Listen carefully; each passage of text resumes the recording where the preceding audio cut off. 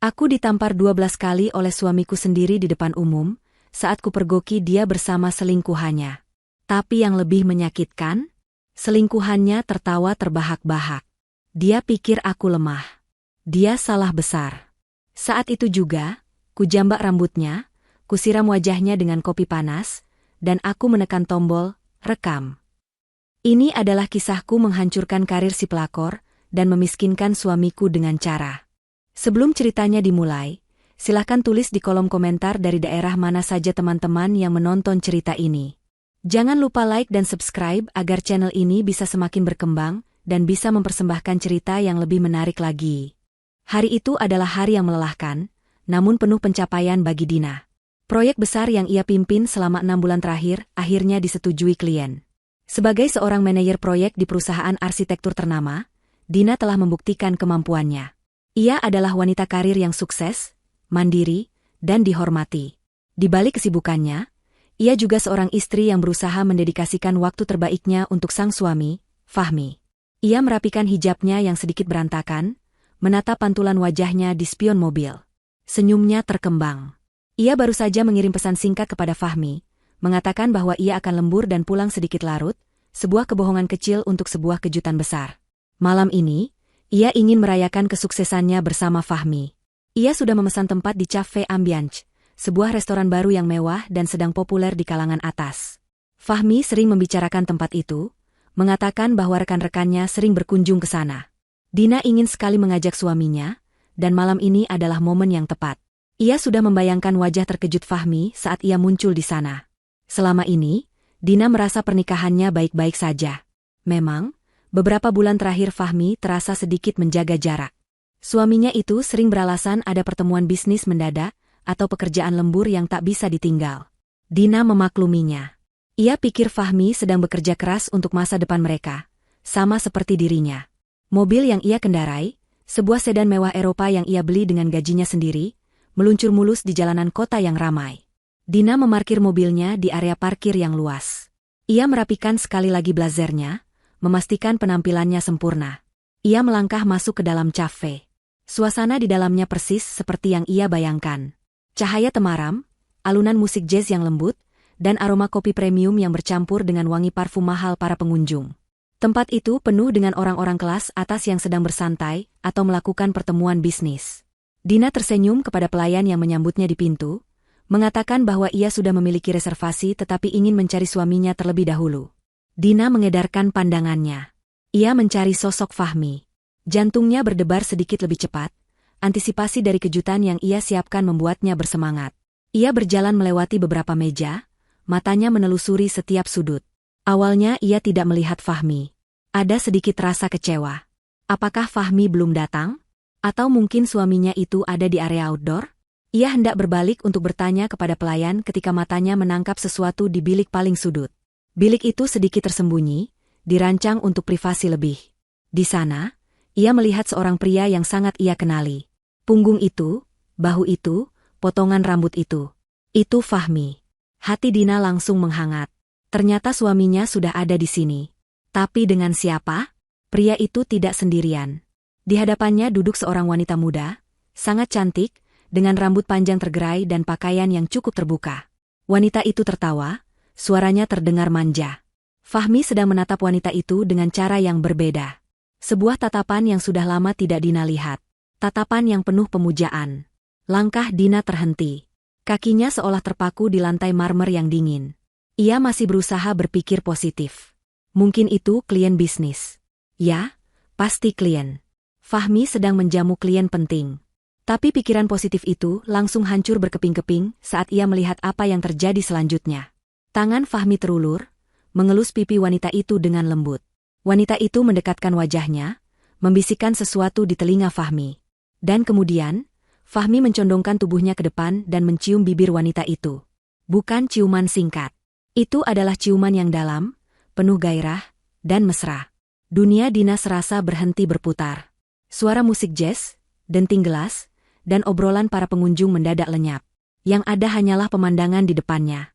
Pemandangan suaminya, Fahmi, pria yang ia cintai dan ia percayai, sedang bercumbu mesra dengan wanita lain.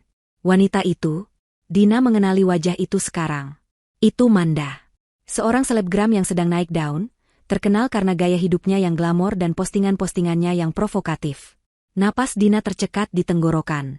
Rasa hangat dari antisipasi kejutan tadi kini berganti menjadi rasa dingin yang menusuk hingga ke tulang. Ia merasa mual. Pemandangan itu begitu menyakitkan, begitu nyata. Ia ingin berbalik, lari dari tempat itu, dan berpura-pura tidak pernah melihat apapun. Tapi kakinya tidak bisa digerakkan. Ia hanya berdiri di sana, mematung, menyaksikan pengkhianatan paling menyakitkan dalam hidupnya terhampar jelas di depan matanya. Kopi pahit pengkhianatan itu kini harus ia telan bulat-bulat, dan rasanya membakar seluruh isi dadanya. Rasa syok yang membekukan Dina perlahan tergantikan oleh gelombang emosi lain. Kemarahan. Rasa sakit yang luar biasa itu berubah menjadi api yang membakar dari dalam. Bagaimana bisa Fahmi melakukan ini padanya? Setelah semua yang telah ia berikan, setelah semua kepercayaan yang ia tanamkan. Dan melakukannya di tempat umum seperti ini, tanpa rasa malu sedikitpun. Hijab yang ia kenakan terasa panas, seolah ikut merasakan betapa terhinanya ia saat ini. Dengan langkah yang kini terasa berat namun pasti, Dina berjalan menuju meja di sudut itu. Setiap langkahnya terasa seperti menginjak pecahan kaca. Ia tidak peduli lagi dengan tatapan orang-orang. Ia tidak peduli lagi dengan reputasinya atau reputasi Fahmi. Yang ia inginkan hanyalah jawaban. Yang ia inginkan hanyalah menatap mata pria yang telah menghancurkan hatinya. Suara langkah kakinya yang mendekat akhirnya membuat Fahmi dan Manda sadar. Mereka melepaskan ciuman mereka. Manda tampak sedikit kesal karena terganggu, sementara Fahmi mengangkat kepalanya. Mata Fahmi bertemu dengan mata Dina. Ekspresi Fahmi berubah dalam sekej obrolan. Dari gairah, menjadi keterkejutan, lalu berubah menjadi kepanikan murni. Pria itu langsung menarik tubuhnya menjauh dari Manda. Wajahnya pucat pasi. "Dina?" Desisnya, suaranya nyaris tak terdengar. Manda, di sisi lain, tampak bingung sesaat. Ia menatap Dina dari atas ke bawah. Melihat wanita berhijab yang berdiri tegak dengan mata menyala-nyala itu. Lalu, seulas senyum tipis yang sombong terbit di bibirnya. Dia sepertinya tidak terkejut.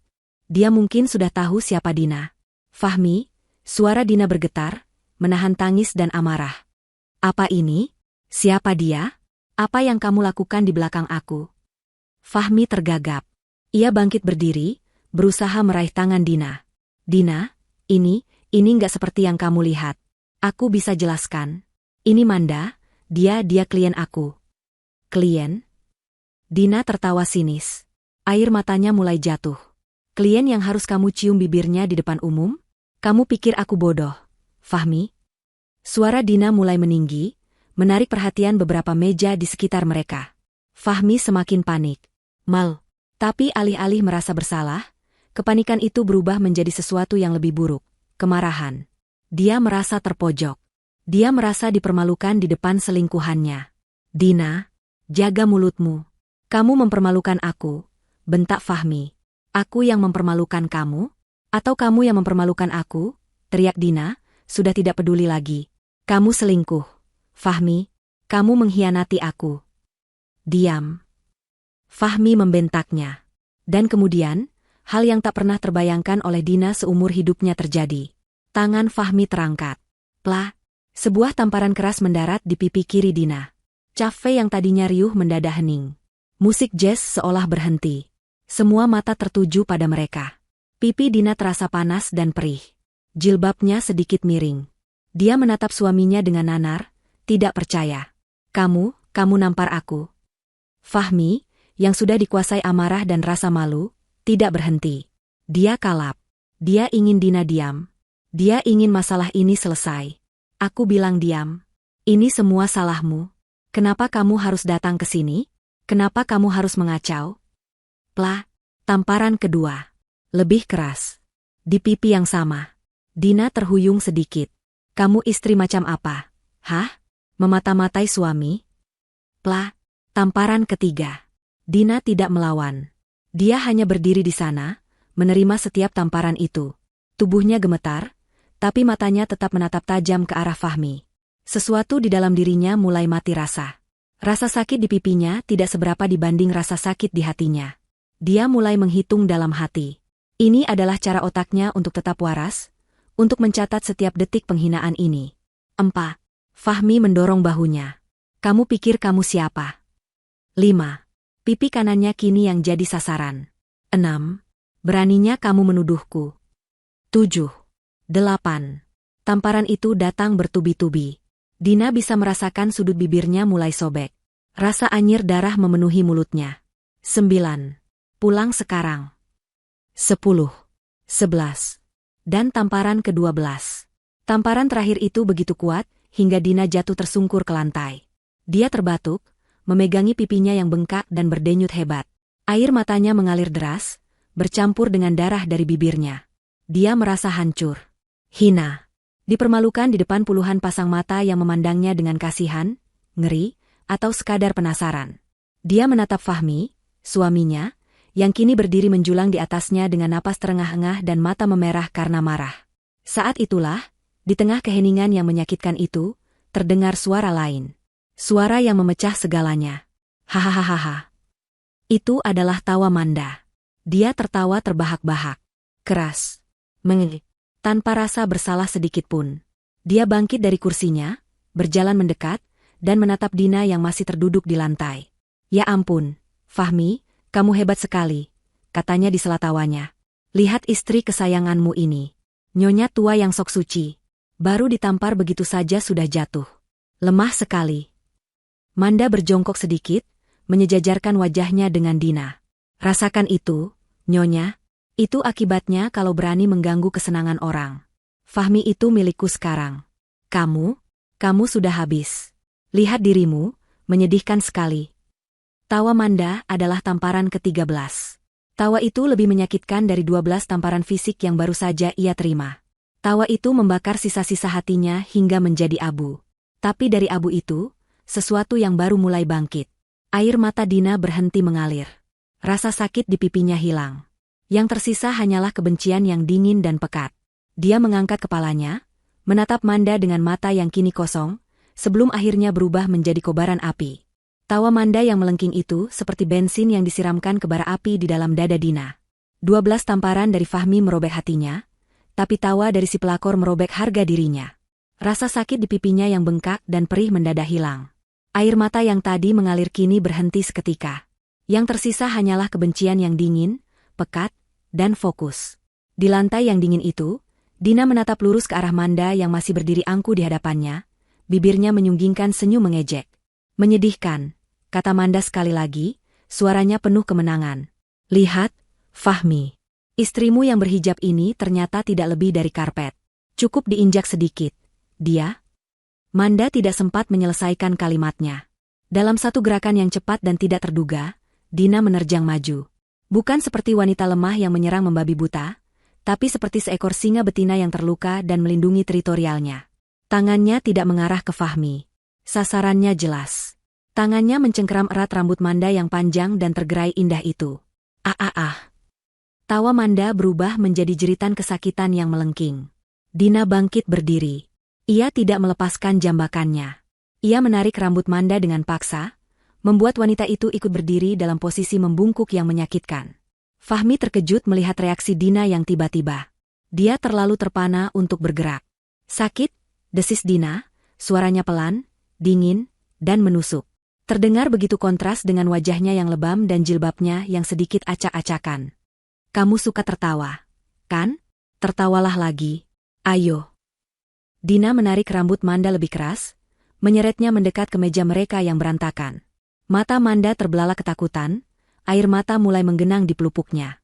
Sisi sombongnya lenyap seketika, digantikan oleh rasa ngeri. Lepaskan aku. Sakit. Fahmi, tolong aku. Manda merengek, mencoba melepaskan cengkeraman tangan Dina. Tapi cengkeraman Dina sekuat baja. Fahmi tidak bisa menolongmu, kata Dina. Matanya lalu melirik ke meja. Di sana, ada secangkir kopi hitam yang dipesan Manda. Kopi itu masih mengepulkan uap tipis. Panas. Dalam sepersekian detik, keputusan itu dibuat. Dengan tangan kirinya masih menjambak rambut Manda, tangan kanan Dina menyambar cangkir kopi itu. Mata Manda membelalak ngeri. Jangan. Ini balasan untuk tawamu, murahan. Dina menyiramkan seluruh isi cangkir kopi panas itu tepat ke wajah Manda yang cantik namun sombong. Argek. Jeritan Manda kali ini jauh lebih keras, memekakan telinga. Itu adalah jeritan kesakitan murni. Dia meronta-ronta, melepaskan diri dari jambakan Dina dan langsung memegangi wajahnya. Cairan hitam pekat itu menetes dari rambutnya, membasahi wajahnya yang memerah, dan mengotori gaun mahal yang ia kenakan. Aroma kopi yang pekat menguar di udara, bercampur dengan bau gosong yang samar. Fahmi akhirnya tersadar dari keterkejutannya. Wajahnya memerah padam karena amarah yang baru. "Dina, kamu gila. Apa yang kamu lakukan?"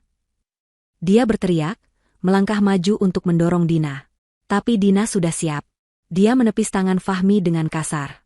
"Jangan sentuh aku," teriaknya balik, suaranya penuh kekuatan yang mengejutkan Fahmi. "Jangan pernah sentuh aku lagi dengan tangan kotormu itu. Kamu menyiramnya. Kamu gila." Fahmi tergagap, bingung antara menolong Manda yang meraung-raung kesakitan atau menghadapi Dina. "Aku gila?"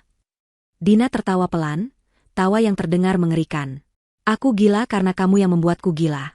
Fahmi, kamu menamparku 12 kali di depan selingkuhanmu." Sambil berkata begitu, Dina merogoh saku blazernya. Ia mengeluarkan ponsel pintarnya. Fahmi dan Manda, yang mengintip dari sela-sela jemarinya yang basah oleh kopi, terdiam. Di layar ponsel itu, terlihat jelas sebuah aplikasi sedang berjalan. Dengan sebuah titik merah berkedip di sudut atas. Ponsel itu sedang merekam. Wajah Fahmi berubah dari merah pada menjadi pucat pasi seketika. Keringat dingin mulai membasahi pelipisnya. Dia mengerti. Kamu merekamnya?" Suaranya bergetar, nyaris seperti bisikan. "Sejak tamparan pertama," jawab Dina dengan suara yang stabil dan dingin. "Setiap tamparanmu, Fahmi. Setiap makianmu. Dan..." Dina mengarahkan ponselnya sedikit ke arah Manda yang kini terisak ngeri, setiap tawa mengejek darinya. "Semuanya ada di sini." Rekaman itu menangkap segalanya. Wajah brutal Fahmi saat menampar. Wajah sombong Manda yang tertawa terbahak-bahak. Dan puncaknya, detik-detik Manda tersiram kopi. Itu adalah bukti yang sempurna. "Kamu tidak akan..." Fahmi mulai panik. "Kamu suka jadi pusat perhatian, kan, Manda?" potong Dina, matanya menatap tajam ke arah selebgram itu. "Kamu suka pamer kemesraan dengan suami orang? Mari kita buat kamu terkenal di seluruh Indonesia." Jari-jari Dina bergerak cepat di atas layar. Dia menghentikan rekaman itu. Mengeditnya sedikit dengan cepat. Mengambil bagian paling penting, rentetan tamparan, tawa Manda, dan siraman kopi. Lalu, ia membuka aplikasi TikTok. "Tidak, Dina, jangan. Aku mohon." Fahmi mencoba menerjang untuk merebut ponsel itu. Terlambat. Dina menghindar. Ia mengetikkan sebuah kalimat singkat sebagai judul video, "Detik-detik suami, Fahmi, dan pelakor, Manda, menyiksaku di cafe Ambiance." Dia tidak lupa menandai akun resmi Manda dan menambahkan lokasi cafe tersebut. Lalu, di depan mata Fahmi yang terbelalak ngeri dan Manda yang menangis putus asa, Dina menekan tombol "Unggah". Bilah unggahan berwarna biru mulai berjalan di bagian atas layarnya. Dina memasukkan kembali ponselnya ke saku. Ia merapikan jilbabnya yang sedikit miring, meskipun pipinya bengkak dan merah. Ia menatap Fahmi untuk terakhir kalinya. Tatapannya penuh dengan kebencian dan penghinaan yang tak terhingga. "Ini baru permulaan," desisnya. Kemudian, Dina berbalik. Dengan punggung tegak dan langkah yang mantap, ia berjalan keluar dari cafe Ambiance. Ia tidak menoleh ke belakang lagi. Ia mengabaikan puluhan pasang mata yang menatapnya, mengabaikan bisikan-bisikan yang terdengar. Ia melangkah keluar dari neraka itu, meninggalkan Fahmi yang membeku ketakutan dan Manda yang meraung-raung kesakitan di lantai. Di dalam mobilnya, ia mengunci pintu dan melihat notifikasi di ponselnya. "Unggahan Anda berhasil." Dina tidak pulang ke rumah. Rumah itu bukan lagi tempatnya. Rumah itu sudah ternoda oleh pengkhianatan Fahmi. Ia mengendarai mobilnya tanpa tujuan yang jelas pada awalnya, hanya ingin menjauh dari cafe Ambiance. Adrenalin yang tadi membanjirinya mulai surut, digantikan oleh rasa sakit yang berdenyut hebat di wajahnya. Pipinya terasa terbakar. Bibirnya perih dan ia bisa merasakan rasa anyir darah di mulutnya. Ia menepikan mobilnya di tempat yang agak sepi, dan akhirnya menatap pantulan wajahnya di kaca spion. Wajah yang balas menatapnya adalah wajah orang asing. Bengkak, merah, dengan bekas tamparan yang jelas di kedua pipi. Sudut bibirnya sobek dan berdarah. Matanya sembab, tapi tidak ada lagi air mata. Yang ada hanyalah tekad yang mengeras. Dengan tangan gemetar, ia mengambil ponselnya dan memotret wajahnya dari berbagai sudut. Ini adalah bukti. Bukti fisik KDRT yang akan ia gunakan untuk menghancurkan Fahmi. Setelah itu, ia membuka aplikasi TikTok. Apa yang ia lihat membuatnya tercekat. Dalam waktu kurang dari 30 menit sejak ia mengunggahnya, video itu telah meledak. Puluhan ribu penonton. Ribuan komentar. Ratusan kali dibagikan. Notifikasinya berbunyi tanpa henti, ponselnya bergetar hebat di tangannya. Ia mulai membaca komentar-komentar itu. Ya Tuhan, itu Manda si selebgram kan? Gila biadab. Suaminya iblis. Istri sah berhijab digituin di depan umum. 12 tamparan aku hitung. Kurang ajar. Hahaha rasain itu pelakor disiram kopi. Puas banget. Auto unfollow Manda. Perusak rumah tangga. Tolong viralkan sampai karirnya hancur. Tag brand yang endorse dia. Dan netizen bergerak lebih cepat dari yang Dina bayangkan. Video itu menyebar ke semua platform. Twitter, Instagram, Facebook. Nama Manda, Fahmi, dan Cafe Ambiance menjadi trending topik nomor 1 di Indonesia. Tagar Manda pelakor, Fahmi KDRT, dan Karma kopi panas bermunculan di mana-mana. Dina akhirnya memutuskan tujuannya. Ia memesan kamar di sebuah hotel bintang 5 yang mewah, menggunakan nama samaran dan membayar tunai untuk beberapa hari ke depan. Ia butuh tempat aman untuk berpikir dan merencanakan langkah selanjutnya. Di dalam kamar hotel yang mewah dan sunyi itu, Dina menyaksikan badai digital yang ia ciptakan. Teleponnya tidak berhenti berdering. Puluhan panggilan tak terjawab dari Fahmi. Fahmi pasti sudah melihat videonya. Fahmi pasti sedang panik setengah mati. Lalu, kehancuran Manda dimulai. Akun Instagram Manda, yang tadinya penuh pujian dan komentar genit, kini dibanjiri oleh puluhan ribu hujatan. Kolom komentarnya penuh dengan makian, emoji ular, dan emoji muntah. Dalam 1 jam, Manda kehilangan lebih dari 100.000 pengikut. Lalu, brand-brand yang mengendorse Manda mulai bertindak. Tekanan publik terlalu besar. Brand skincare ternama yang menjadikan Manda sebagai duta mereka adalah yang pertama. Mereka merilis pernyataan resmi di Instagram. Kami di Skincare Cantika mengecam segala bentuk kekerasan dalam rumah tangga dan perilaku tidak etis yang merusak nilai-nilai keluarga. Menanggapi video yang sedang viral, kami memutuskan untuk menghentikan semua bentuk kerjasama dengan saudari Manda, efektif segera. Pernyataan itu seperti efek domino. Satu persatu, brand lain mengikuti. Brand pakaian, brand tas mewah, bahkan aplikasi kencan yang pernah memakai jasanya, semua merilis pernyataan serupa. Kontrak-kontrak bernilai ratusan juta, bahkan miliaran, diputus begitu saja dalam hitungan jam. Agensi model yang menaungi Manda juga mengeluarkan rilis pers, menyatakan bahwa Manda telah diberhentikan karena tindakannya telah mencoreng nama baik perusahaan. Dalam waktu kurang dari 24 jam, karir yang dibangun Manda selama bertahun-tahun hancur lebur. Dari seorang selebgram yang dipuja-puja, ia menjadi paria yang dibenci oleh seluruh negeri. Akun media sosialnya akhirnya dinonaktifkan, tapi sudah terlambat. Wajahnya yang tertawa mengejek dan wajahnya yang tersiram kopi sudah tersimpan selamanya di jejak digital. Sementara itu, Fahmi juga tidak luput. Wajahnya terpampang jelas di video. Beberapa rekan kerjanya mulai mengenali. Perusahaan tempat Fahmi bekerja, sebuah perusahaan konsultan yang ia bangun bersama Dina, menggunakan sebagian besar modal dari Dina, mulai mendapat telepon dan email kemarahan. Di kamar hotelnya, Dina mengompres pipinya dengan es. Dia melihat semua itu dengan kepuasan yang dingin. Karir Manda sudah selesai.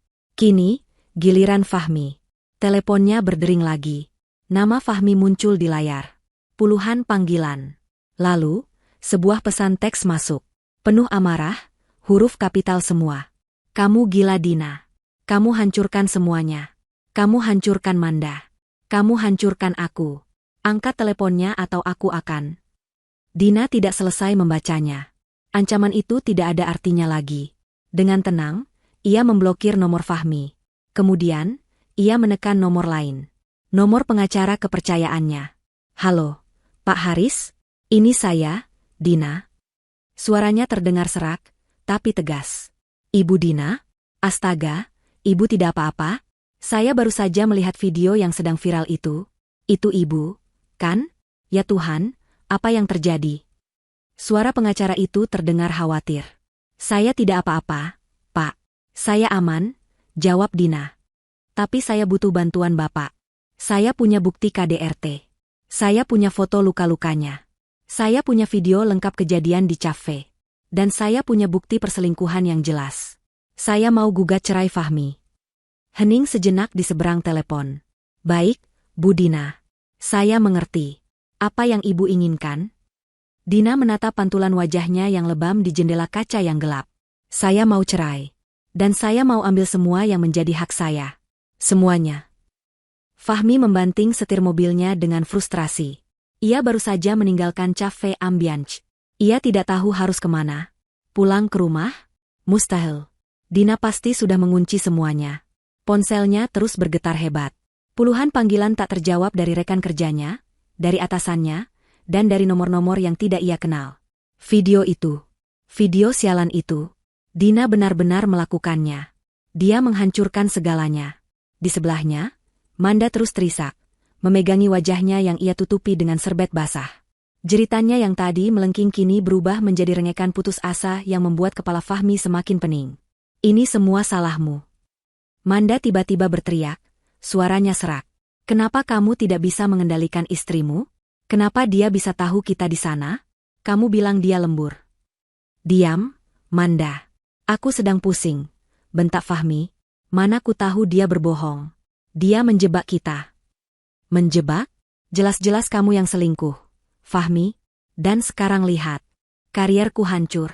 Wajahku sakit sekali. Manda menangis histeris.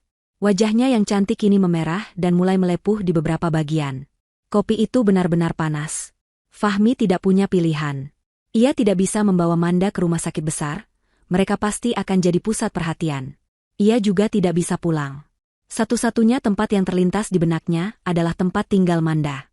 Ia mengarahkan mobil sedan mewah yang dibelikan Dina 3 tahun lalu sebagai hadiah ulang tahun, menuju sebuah area apartemen di pinggir kota. Fahmi selalu berpikir Manda tinggal di apartemen mewah, sesuai dengan gaya hidup yang ditampilkannya di Instagram. Kenyataannya jauh dari itu. Fahmi memarkir mobil di area parkir yang kotor di sebuah rumah susun sederhana, rusunawa, yang disewa Manda, atau yang lebih mirip disebut, kontrakan, vertikal. Udara di lorongnya pengap dan berbau lembab. Mereka naik ke lantai 4 menggunakan tangga karena liftnya rusak. Kamar Manda kecil, mungkin hanya tipe studio 21 meter persegi. Panas dan berantakan. Pakaian berserakan di mana-mana, kontras dengan citra glamor yang selalu ia tampilkan. Inilah realitas si selebgram Manda. Cuma ini tempat tinggalmu? Tanya Fahmi sinis. Rasa frustrasinya memuncak. Memangnya kamu pikir aku bisa beli apartemen mewah dengan uang endorse yang baru cair 3 bulan sekali? Aku butuh uang untuk perawatan, untuk gaya hidup. Kamu pikir jadi selebgram itu gampang? Manda membanting tasnya. Sialan, kenapa kamu bawa aku ke sini? Bawa aku ke dokter. Wajahku bisa cacat permanen. Kita tidak bisa ke rumah sakit sekarang. Manda, wajah kita ada di mana-mana. Fahmi mengusap wajahnya dengan kasar. Cari kompres atau obat apa saja yang kamu punya. Minggu itu dimulai seperti di neraka. Mereka berdua terkurung di dalam kontrakan sempit yang panas itu. Manda menghabiskan hari-harinya di depan cermin, menangisi wajahnya yang kini bengkak dan memar, bercampur dengan luka bakar dari kopi. Ia mengoleskan salep murah yang dibeli Fahmi dari apotek 24 jam. Ponselnya sudah ia matikan. Ia tidak sanggup lagi melihat jutaan hujatan dan notifikasi dari bank yang memberitahukan pembatalan transfer dana endorsement. Karirnya benar-benar tamat. Fahmi, di sisi lain, sibuk berusaha menghubungi Dina. Tapi nomornya diblokir. Ia mencoba menghubungi kantor, tapi sekretarisnya mengatakan bahwa para pemegang saham, yang ia baru ingat mayoritas adalah kerabat Dina, sedang mengadakan rapat darurat tanpanya. Ia mulai merasa cemas. Namun, kecemasan itu selalu tertutup oleh egonya yang selangit. Dia pikir dia siapa? Gerutu Fahmi pada hari ketiga, sambil memakan mie instan yang mereka beli di warung bawah. Hanya itu uang tunai yang ia punya di dompet. Semua kartu kreditnya tiba-tiba ditolak. Dia istrimu yang kaya raya. Bodoh, sahut Manda ketus dari atas kasur. Dia yang punya segalanya. Dan kamu? Kamu cuma numpang hidup sama dia. Sekarang aku juga ikut hancur karenamu. Jaga mulutmu, Manda. Amarah Fahmi tersulut. Aku yang membangun perusahaan itu. Dia memang menanam modal, tapi aku yang bekerja. Bekerja? Atau sibuk selingkuh denganku? Itu karena dia tidak pernah punya waktu untukku. Dia sibuk dengan hijabnya, sibuk dengan rapatnya. Dia istri yang dingin. Dan sekarang istri dingin itu akan mengambil semuanya darimu. Manda tertawa sinis. Lalu kita berdua akan jadi gembel di kontrakan busuk ini. Fahmi terdiam. Ketakutan Manda mulai masuk akal. Tapi ia menepisnya. Tidak. Dina mencintainya. Dia yakin itu. Selama ini Dina selalu memaafkannya. Ini hanya luapan emosi sesaat. Dia pasti akan menyesal telah mengunggah video itu. Kamu tenang saja, kata Fahmi, berusaha meyakinkan Manda, namun lebih untuk meyakinkan dirinya sendiri. Ia duduk di tepi kasur, membelai rambut Manda yang lepek. Dina itu emosi sesaat. Setelah dia tenang, dia pasti akan memohon aku kembali. Dia tidak bisa hidup tanpaku. Kamu terlalu percaya diri, cibir Manda. Dengar, Fahmi menatapnya serius. Masalah video itu, biarlah. Nanti juga orang lupa. Masalah kariermu, nanti aku bantu lagi kalau aku sudah pegang kendali perusahaan. Yang penting sekarang adalah harta.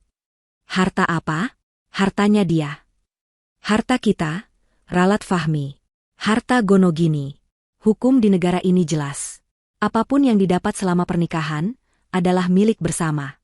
Termasuk rumah mewah seharga 25 miliar itu. Itu rumah kita. Itu atas nama kita. Aku yakin aku bisa mengurusnya. Dia sedikit ragu saat menyebut atas nama, tapi egonya cepat-cepat menutupinya. Setelah aku menceraikannya nanti, aku akan menuntut setengah dari nilainya. 12,5 miliar. Cukup untuk kita memulai hidup baru yang jauh lebih mewah. Sayang. Kamu bisa operasi plastik kalau perlu. Kita tinggalkan negara ini. Fahmi tersenyum licik. Rencana itu terdengar sempurna di telinganya. Dia akan membiarkan Dina tenang selama seminggu ini. Dia tidak akan mengganggunya. Biarkan istrinya itu mendinginkan kepala. Setelah itu, pengacaranya yang akan berbicara. Dia tidak tahu. Dia sama sekali tidak sadar. Bahwa setiap kata yang baru saja ia ucapkan. Setiap rencana busuknya. Setiap kalimat sombongnya tentang rumah 25 miliar dan harta Gonogini. Semuanya terdengar jelas oleh Dina. Ratusan kilometer jauhnya, di dalam kamar hotel mewahnya, Dina sedang mendengarkan. 3 hari lalu, ia menyuruh seorang detektif swasta untuk memasang alat sadar berteknologi tinggi di dalam mobil sedan yang masih dipakai Fahmi. Alat itu ia pasang saat Fahmi dan Manda terlelap di kontrakan mereka. Dan kini, alat itu mengirimkan rekaman percakapan mereka langsung ke laptopnya. Dina mendengar janji Fahmi pada Manda. Dia mendengar rencana suaminya untuk memiskinkannya. Bibir Dina yang masih sedikit bengkak, menyunggingkan senyum yang dingin. Rumah 25 miliar. Fahmi, gumamnya pelan. Akan kupastikan kamu bahkan tidak bisa membeli pintu dari rumah itu. Keesokan paginya, Dina sudah duduk di kantor pengacaranya, Pak Haris. Penampilannya sudah jauh lebih baik.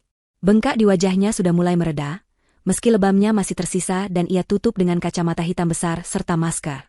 Jilbab syari berwarna hitam yang ia kenakan membuatnya tampak berwibawa sekaligus misterius. Di hadapannya, Pak Haris meletakkan beberapa tumpuk dokumen. Posisimu sangat kuat, Bu Dina, ujar Pak Haris dengan nada serius.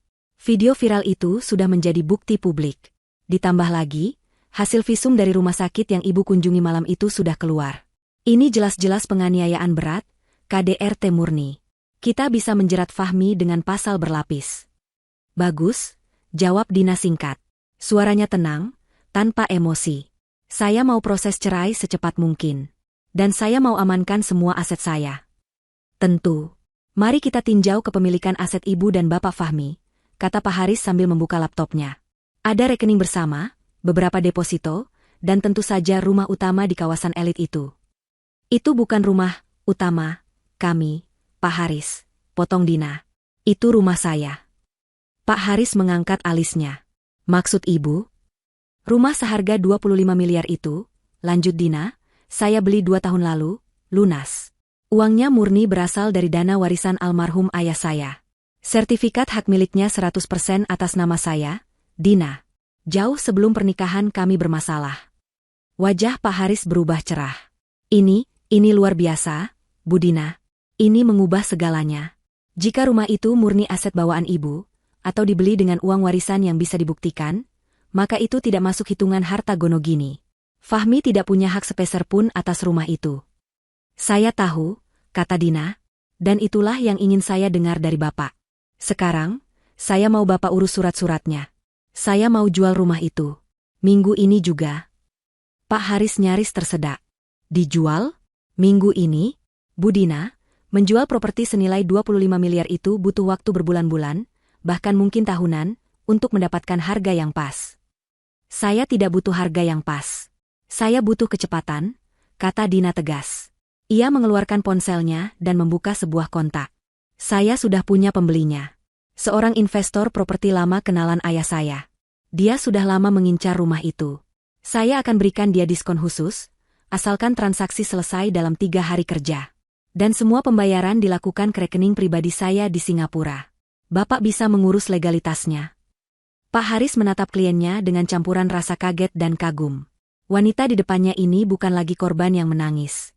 Dia adalah seorang strategis yang dingin. Bisa, Bu Dina? Tentu saja. Jika pembelinya sudah ada dan dananya siap, kita bisa lakukan proses jual beli kilat. Bagus. Lakukan, perintah Dina. Sementara Pak Haris dan timnya bekerja seperti kilat mengurus legalitas penjualan rumah, Dina tidak tinggal diam. Ia beralih ke aset berikutnya, perusahaan konsultan tempat Fahmi bekerja. Bagaimana dengan saham perusahaan, Pak? Tanya Dina. Ini sedikit lebih rumit, kata Pak Haris. Perusahaan itu didirikan atas nama Bapak Fahmi sebagai direktur utama. Tapi 70% modal awalnya adalah pinjaman tanpa bunga dari saya pribadi, yang kemudian saya konversi menjadi saham atas nama saya. Potong Dina lagi. Saya pemegang saham mayoritas.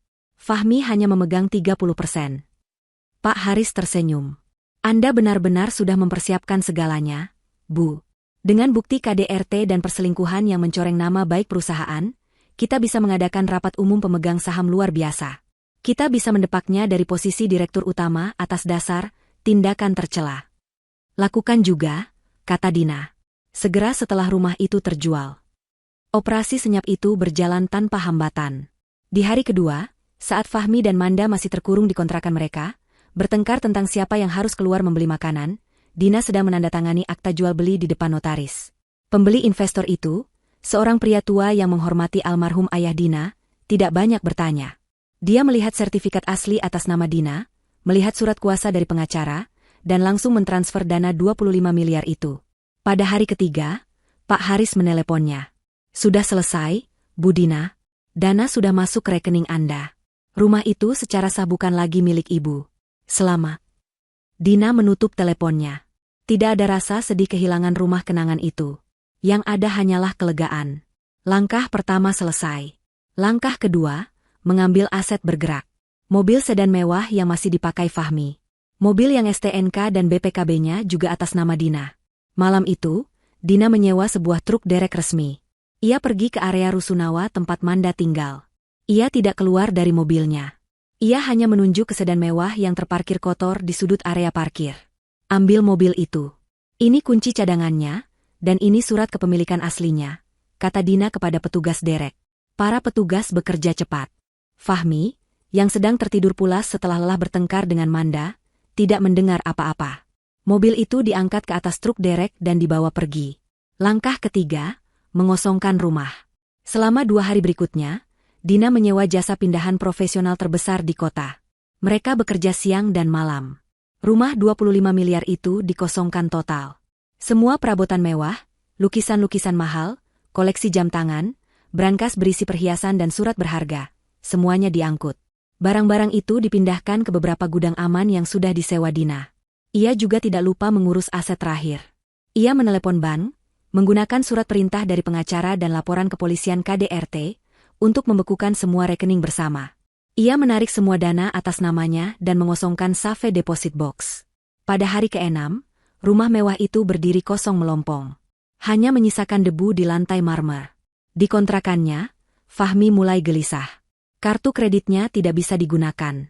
Rekeningnya diblokir. Hari itu, ia turun untuk membeli rokok, dan ia tertegun.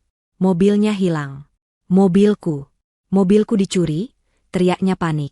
Ia menelepon polisi, tapi polisi mengatakan bahwa ada laporan pengambilan unit oleh pemilik sah.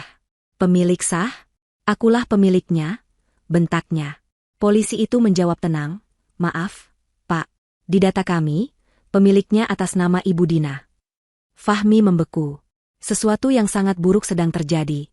Dina tidak sedang mendinginkan kepala. Dina sedang berperang. Sialan, umpatnya. Dia harus pulang. Dia harus bicara dengan Dina. Dia harus menghentikan kegilaan ini.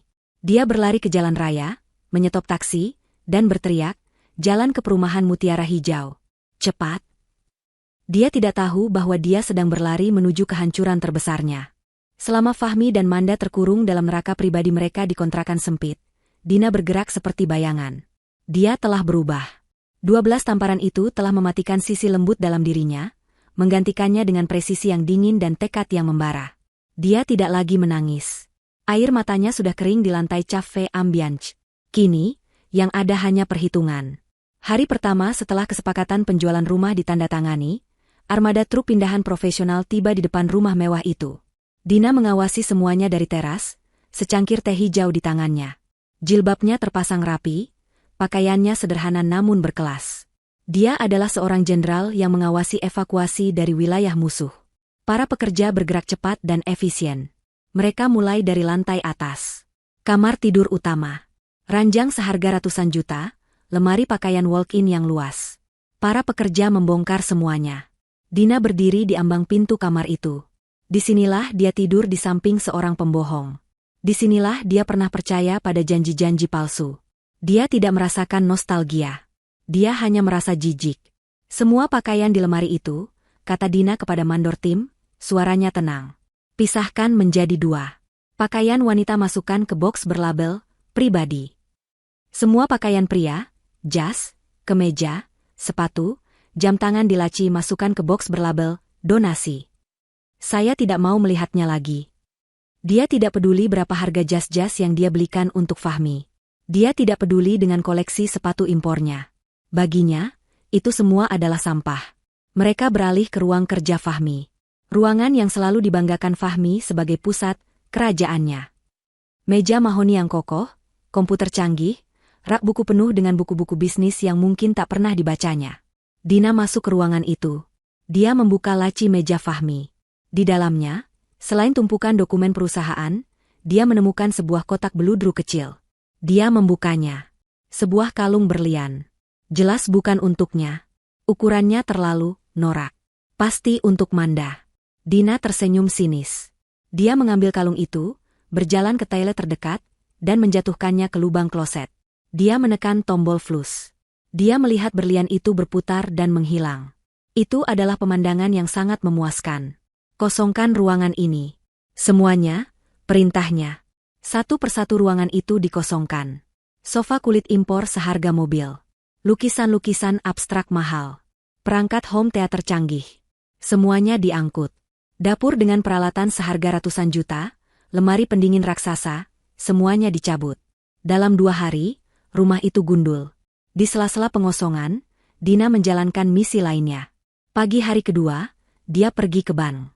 Bukan bank biasa, tapi divisi private banking tempat dia menjadi nasabah prioritas. Dia tidak datang sendirian. Pak Haris, pengacaranya, mendampinginya. Dina duduk di hadapan manajer bank, seorang wanita parubaya yang selalu bersikap ramah padanya. Kali ini, wajah manajer itu tampak prihatin. Saya turut prihatin atas apa yang menimpa Ibu Dina, katanya pelan. Kami sudah melihat beritanya. Saya di sini bukan untuk dikasihani, jawab Dina, suaranya tetap datar. Dia meletakkan beberapa dokumen di atas meja. Ini laporan kepolisian resmi atas KDRT. Ini hasil visum dari rumah sakit. Dan ini surat permintaan legal dari pengacara saya. Manajer itu memeriksa dokumen-dokumen itu dengan teliti. Saya ingin, lanjut Dina, membekukan semua rekening bersama atas nama saya dan Fahmi. Segera. Pindahkan semua saldo ke rekening pribadi baru yang sudah disiapkan Pak Haris. Saya juga ingin mengosongkan Safe Deposit Box nomor 302. Sekarang. Manajer bank itu mengangguk. Baik, Bu Dina. Kami akan proses. Setengah jam kemudian, Dina berada di dalam ruang brankas yang dingin. Dia membuka kotak penyimpanan pribadinya. Di dalamnya ada perhiasan warisan ibunya, beberapa emas batangan yang ia kumpulkan sebagai investasi, dan surat-surat berharga. Dia mengambil semuanya, memasukkannya ke dalam tas yang telah ia siapkan. Kotak itu kini kosong. Dia menutupnya kembali. Langkah terakhir adalah mobil. Malam itu, dia menyewa truk derek resmi. Berbekal BPKB dan STNK asli atas namanya, dia melacak lokasi mobil sedan yang dipakai Fahmi. Dia menemukannya terparkir kotor di area parkir Rusunawa Manda. Dina bahkan tidak perlu turun. Dia menyaksikan dari kejauhan saat petugas derek mengaitkan mobil itu dan mengangkatnya. Mobil yang pernah ia berikan dengan cinta, kini ia ambil kembali dengan perhitungan. Hadiah ulang tahun itu telah ditarik. Menjelang hari ke-6, rumah 25 miliar itu benar-benar kosong. Lantai marmer yang dulu berkilau kini kotor berdebu. Gema langkah kaki Dina adalah satu-satunya suara di dalamnya. Dia melakukan satu kali inspeksi terakhir. Tidak ada yang tersisa. Tidak ada satupun barang yang bisa mengingatkannya pada Fahmi. Oh, kecuali satu hal. Dina berjalan ke garasi yang luas dan kosong. Dia mengambil selembar kertas dari tasnya. Itu adalah kwitansi pembelian lunas mobil sedan Fahmi, yang baru saja ia ambil kembali. Kwitansi itu jelas menunjukkan nama pembeli, Dina. Dan harganya, hampir 2 miliar rupiah. Dengan sepotong selotip bening, Dina menempelkan kwitansi itu di tengah-tengah dinding garasi yang putih bersih. Sebuah monumen kecil untuk sebuah pengkhianatan. Biar Fahmi melihatnya. Biar Fahmi tahu bahwa bahkan kendaraan yang ia pakai untuk menjemput selingkuhannya pun adalah pemberian dari istri yang ia siksa. Dina berjalan keluar dari rumah itu. Dia mengunci pintu depan untuk terakhir kalinya. Dia menyerahkan kunci itu kepada perwakilan pemilik baru yang sudah menunggu di luar gerbang. Rumah ini milik Anda sekarang, kata Dina. Tim keamanan Anda sudah boleh masuk. Terima kasih, Bu Dina. Transaksi yang sangat cepat, kata pria itu. Dina mengangguk. Dia masuk ke dalam mobilnya yang lain, sebuah SUV sederhana yang biasa ia pakai kerja, dan melaju pergi. Dia tidak menoleh ke belakang. Dia telah menghapus 10 tahun pernikahannya dalam waktu kurang dari seminggu. Fahmi panik. Kepanikan murni yang dingin merayapi tengkuknya. Mobilnya hilang. Dicuri. Tapi laporan polisi mengatakan mobil itu diambil pemilik sah. Pemilik sah? Dina. Tentu saja. Sialan. Apa yang wanita itu lakukan? Dia harus pulang. Dia harus menghentikan Dina. Dia harus mengambil alih situasi. Dia berlari ke jalan raya di depan rusunawa kumuh itu, mengabaikan teriakan Manda dari jendela yang memanggilnya. Kamu mau kemana, Fahmi? Jangan tinggalkan aku. Fahmi tidak peduli. Manda adalah masalah. Dina adalah sumber uangnya. Dia harus mengamankan sumber uangnya. Dia menyetop taksi yang kebetulan lewat. Perumahan Mutiara Hijau, Blok A1. Cepat, Pak, bentaknya sambil membanting pintu. Sepanjang perjalanan, otaknya bekerja keras. Amarahnya membuncah. Beraninya Dina mengambil mobilnya? Setelah semua yang ia lakukan untuknya. Dia memimpin perusahaan. Dia. Fahmi sadar, dia tidak bisa memikirkan satu hal pun yang dia lakukan tanpa modal dari Dina. Pikiran itu membuatnya semakin marah. Pasti dia cuma menggertak. Gumam Fahmi pada dirinya sendiri. Dia marah besar. Wajar. Aku menamparnya. Tapi mengambil mobil? Ini keterlaluan. Tunggu sampai aku di rumah. Aku akan memberinya pelajaran. Aku akan mengancamnya balik. Dia tidak akan berani macam-macam. Dia sudah membayangkan skenarionya. Dia akan masuk rumah, mendobrak pintu kamar jika perlu. Dia akan menarik Dina, memarahinya habis-habisan, lalu mungkin dia akan sedikit melunak. Memintanya memaafkan. Berjanji akan meninggalkan Manda. Ya, itu akan berhasil. Dina terlalu mencintainya untuk melepaskannya. Dia hanya perlu bersikap sedikit lebih manis setelah ini. Taksi itu akhirnya berbelok ke kawasan perumahan elit yang familiar. Jalanan yang lebar, pohon-pohon rindang, rumah-rumah megah di kiri dan kanan. Ini adalah dunianya. Ini adalah tempatnya. Berhenti di depan gerbang nomor 1, perintahnya pada sopir taksi. Taksi berhenti. Fahmi merogoh sakunya. Dia baru sadar. Uang tunainya habis untuk membeli makanan beberapa hari ini. Dompetnya hanya berisi kartu-kartu yang sudah diblokir. Sialan. Pak, tunggu sebentar. Saya masuk ambil uang. Istri saya yang akan bayar. Jangan kemana-mana, katanya dengan nada angkuh yang dipaksakan. Sopir taksi itu menatapnya curiga, tapi mengangguk. Fahmi melompat keluar dan berjalan cepat ke gerbang hitam raksasa rumahnya. Dia menekan tombol interkom. Tidak ada jawaban. Aneh. Biasanya pelayan akan langsung menjawab. Dia menekan lagi. Hening. Dina.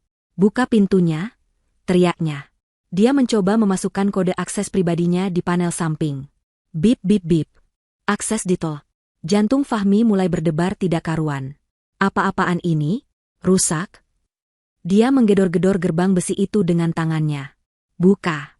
Ini saya, Fahmi. Satpam. Pelayan. Buka pintunya. Tiba-tiba, pintu pos satpam kecil di balik gerbang terbuka. Tapi yang keluar bukan Udin, satpam yang biasa berjaga. Yang keluar adalah dua pria tegap berseragam safari biru tua yang tidak ia kenali. Wajah mereka keras dan tatapan mereka dingin. Salah satu dari mereka mendekat ke gerbang dari sisi dalam. Selamat siang. Ada yang bisa kami bantu, Pak? Bantu? Saya pemilik rumah ini. Kenapa kalian ada di sini? Di mana Udin? Dan kenapa interkomnya mati? Buka pintunya, sembur Fahmi. Pria itu menatap Fahmi dari atas ke bawah. Penampilan Fahmi memang sedikit kacau. Belum mandi beberapa hari, pakaian kusut, dan wajah panik. Maaf, Pak. Bapak bukan pemilik rumah ini lagi, kata satpam itu dengan nada datar. Darah serasa surut dari wajah Fahmi. Apa maksudmu? Kamu dipecat. Kamu tidak tahu siapa saya. Kami tahu Bapak adalah Bapak Fahmi. Tapi rumah ini sudah resmi dijual oleh pemilik sahnya, Ibu Dina, 3 hari yang lalu, jelas satpam kedua, yang kini berdiri di samping rekannya. Kami adalah tim keamanan dari pemilik baru. Kami diperintahkan untuk tidak mengizinkan siapapun masuk, terutama Bapak. Dunia Fahmi serasa berputar. Dijual? Tidak mungkin. Itu bohong. Dina tidak mungkin menjual rumah ini. Ini rumah kami. Dia tidak bisa menjualnya tanpa persetujuanku. Ini harta Gonogini. Menurut dokumen legal yang kami pegang, sertifikat rumah ini 100% atas nama Ibu Dina. Penjualan ini sah di mata hukum. Pak, mohon Bapak segera pergi dari area ini. Bapak membuat keributan. Saya mau bertemu Dina. Di mana dia? Dina? Fahmi berteriak putus asa. Ibu Dina sudah tidak di sini. Rumah ini sudah kosong, kata satpam itu. Kosong? Suara Fahmi pecah. Dari belakang, terdengar suara klakson mobil. Pak, jadi bayar tidak? Saya sudah tunggu 10 menit, teriak sopir taksi. Fahmi dihadapkan pada penghinaan terbesarnya. Diusir dari rumahnya sendiri oleh satpam baru, sementara sopir taksi menagih utang padanya. Saya tidak punya uang, bisik Fahmi pada satpam itu, rasa malunya mengalahkan amarahnya. Satpam itu menatapnya tanpa ekspresi. Fahmi berbalik ke sopir taksi. Saya tidak punya uang tunai. Nanti saya transfer. Wah, tidak bisa, Pak. Dari tadi Bapak bilang mau ambil uang. Kalau tidak ada, saya panggil polisi. Fahmi benar-benar terpojok. Dia melihat ke rumahnya. Kosong. Dijual. Dia melihat ke taksi. Dia tidak punya uang. Dia tidak punya apa-apa. Tolong, Fahmi memohon pada satpam itu. Izinkan saya masuk. Sebentar saja. Saya hanya ingin melihat. Saya tidak percaya ini. Satpam itu saling berpandangan. Mungkin merasa sedikit kasihan, atau mungkin hanya ingin Fahmi cepat pergi dan berhenti membuat keributan. Salah satu dari mereka akhirnya membuka gerbang kecil di samping gerbang utama. Baik. 5 menit. Hanya sampai teras. Jangan coba tentu.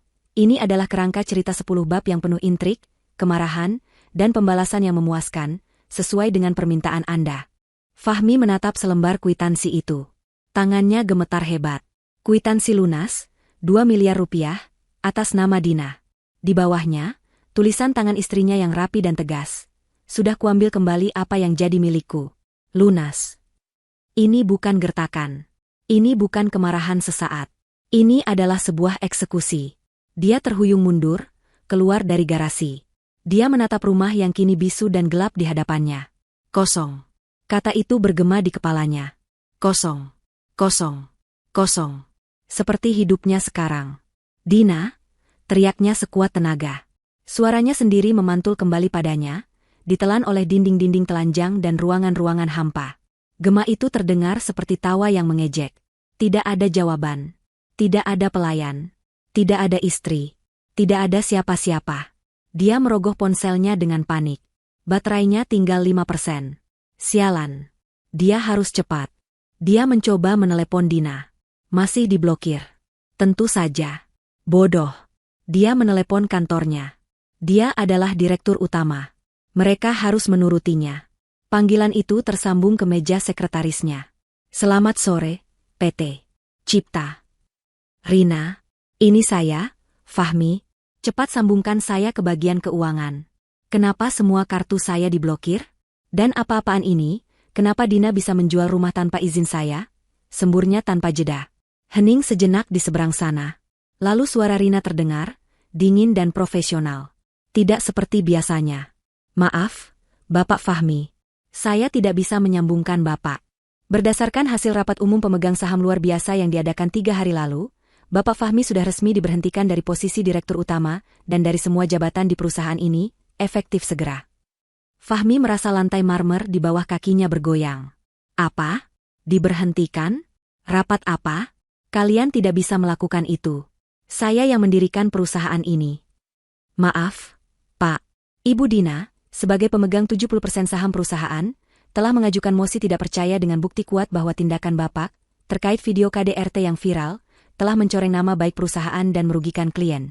Keputusan ini sudah final dan sah secara hukum. Mohon untuk tidak menghubungi kantor ini lagi. Klik. Telepon ditutup. Napas Fahmi tercekat. Diberhentikan? Dipecat? Dari perusahaannya sendiri? Tidak. Tidak mungkin. Dia menatap layar ponselnya yang berkedip-kedip. Baterai sekarat. 1 panggilan terakhir. Bang. Dia harus tahu. Dia menekan nomor call center prioritasnya. Selamat sore, Bapak Fahmi. Ada yang bisa kami? Jangan banyak bicara. Cek rekening saya. Semua rekening saya. Kenapa saya tidak bisa transaksi? Kenapa kartu saya ditolak? Suara operator itu terdengar tenang, namun tegas. Mohon tunggu sebentar, Pak. Baik. Menurut data kami, semua rekening bersama atas nama Bapak dan Ibu Dina telah dibekukan dan dikosongkan atas permintaan pemilik rekening utama, Ibu Dina. Apa dasarnya? Dia tidak bisa melakukan itu. Dasarnya adalah laporan kepolisian resmi nomor LP123X 2025 atas tindakan KDRT dan penganiayaan, Pak.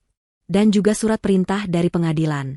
Semua aset di rekening bersama telah diamankan oleh Ibu Dina. Saldo Anda di rekening pribadi, 0 rupiah, Pak. Dan semua fasilitas kartu kredit Anda, yang jaminannya adalah rekening tersebut, juga sudah kami tarik permanen. Layar ponsel itu mati. Baterainya habis. Fahmi menatap layar hitam di tangannya. 0 rupiah. Dipecat. Rumah dijual. Mobil diambil. Dia tidak punya apa-apa lagi. Pria itu terdiam.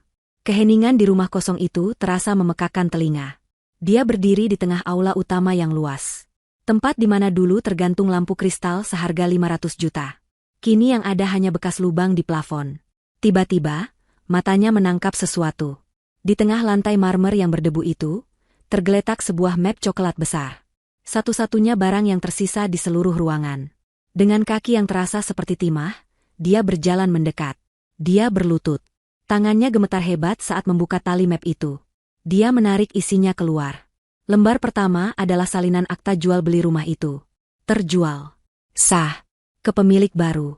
Lembar kedua adalah surat gugatan cerai. Di sana tertulis jelas alasan-alasannya. KDRT, dengan lampiran hasil visum dokter yang merinci setiap lebam dan luka sobek di bibir Dina. Perselingkuhan, dengan lampiran transkrip rekaman alat sadap. Pembicaraannya dengan Manda di kontrakan. Rencananya merebut rumah 25 miliar itu. Semuanya ada di sana. Dina tahu. Dina mendengar semuanya. Lembar ketiga adalah surat pemecatannya dari perusahaan. Ditandatangani oleh seluruh Dewan Komisaris. Dan lembar terakhir adalah surat perintah penahanan dari kepolisian atas laporan KDRT yang diajukan Dina. Statusnya kini adalah tersangka. Tidak Bisikan itu keluar dari tenggorokannya. Lalu, bisikan itu berubah menjadi tawa. Tawa pelan yang aneh. Dia menertawakan kebodohannya sendiri. Dia menertawakan Dina yang bergerak begitu cepat. Tidak. Tawa itu berubah menjadi geraman. Tidak Kah. Fahmi menjerit. Itu bukan jeritan manusia. Itu adalah raungan binatang yang terluka parah. Dia berdiri, meremas surat-surat itu di tangannya. Dia histeris. Dia berlari ke dinding dan memukulnya dengan sekuat tenaga. Dina, bangsat, kamu hancurkan aku. Dia menendang udara kosong. Dia menjambak rambutnya sendiri. Dia berlari dari satu ruangan kosong ke ruangan kosong lainnya, berteriak, mengumpat, dan menangis. Gemas suaranya sendiri menyiksanya. Rumah ini, Simbol kesuksesannya, kini menjadi penjara kosong yang menertawakan kejatuhannya.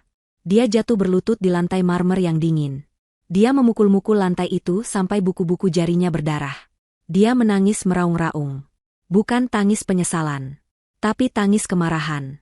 Tangis seorang raja yang kerajaannya telah direbut dalam semalam. Dia miskin. Dia gelandangan. Dia tersangka. Dia benar-benar hancur. Dia tidak punya apa-apa lagi. Di luar, kedua satpam baru itu mendengar raungan histeris itu. Mereka saling berpandangan. Sudah gila orang ini, kata salah satu dari mereka. Mereka masuk ke dalam, menarik Fahmi yang sudah tidak melawan lagi. Pria itu terkulai lemas. Energinya habis oleh amarah. Mereka menyeretnya keluar dari gerbang. Pergi, Pak. Jangan kembali lagi. Atau kami panggil polisi. Gerbang besi itu ditutup dengan suara debam yang keras. Menutup babak kemewahan dalam hidup Fahmi. Selamanya. Fahmi duduk di trotoar di depan gerbang yang kini tertutup rapat. Dia menatap rumah itu dengan pandangan kosong. Dia bukan lagi pria angkuh yang turun dari taksi beberapa jam lalu. Dia adalah seorang pria hancur. Bajunya kotor karena debu lantai, buku-buku jarinya berdarah, dan matanya merah bengkak karena tangisan histeris. Dia tidak punya uang. Dia tidak punya ponsel. Dia tidak punya mobil. Dia tidak punya rumah. Satu-satunya tempat yang bisa dia tuju hanyalah tempat di mana penderitaan ini dimulai. Kontrakan Manda. Dia bangkit berdiri. Kakinya terasa berat. Dia mulai berjalan. Jarak dari perumahan elit itu ke Rusunawa Manda puluhan kilometer. Dia berjalan kaki. Malam mulai turun. Udara dingin mulai menusuk kulitnya, tapi dia tidak merasakannya. Yang dia rasakan hanyalah kehampaan yang luar biasa. Dia berjalan melewati toko-toko mewah yang dulu sering ia kunjungi. Dia berjalan melewati restoran-restoran tempat dia mentraktir klien. Kini dia hanyalah bayangan di trotoar. Beberapa orang yang berpapasan menatapnya aneh. Seorang pria berpenampilan kacau, menangis sambil berjalan. Butuh waktu berjam-jam. Kakinya lecet dan melepuh. Perutnya melilit karena lapar. Dia belum makan apa-apa selain mie instan selama seminggu. Tengah malam, dia akhirnya sampai di depan gedung Rusunawa yang pengap itu. Dia naik tangga dengan sisa-sisa tenaga. Dia sampai di depan pintu kamar Manda. Dia menggedornya dengan lemah. Manda, buka. Ini aku, Fahmi. Pintu terbuka. Manda muncul dengan wajah yang tak kalah kacaunya. Wajahnya yang dulu cantik, kini penuh bekas luka bakar yang mulai mengering, meninggalkan noda-noda gelap. Dia tidak lagi memakai riasan. Dia menatap Fahmi dengan jijik. Dari mana saja kamu? Aku lapar. Kamu tidak membeli makanan? Fahmi tidak menjawab. Dia melangkah masuk dan jatuh tersungkur di lantai. Dia tidak punya tenaga lagi. Manda. Bisiknya, suaranya parau. Habis. Semuanya habis. Manda mengernyit. Apa maksudmu habis? Uangmu? Kamu sudah bisa ambil uang? Fahmi menggeleng pelan. Dia menatap Manda dengan mata yang putus asa. Rumah dijual, Manda. Dina menjualnya. Rekeningku, 0. Semua uangku diambil. Perusahaan, aku dipecat. Mobil-mobil diambil. Semuanya. Semuanya hilang. Dia menatap Manda, mencari sedikit saja simpati. Aku tidak punya apa-apa lagi.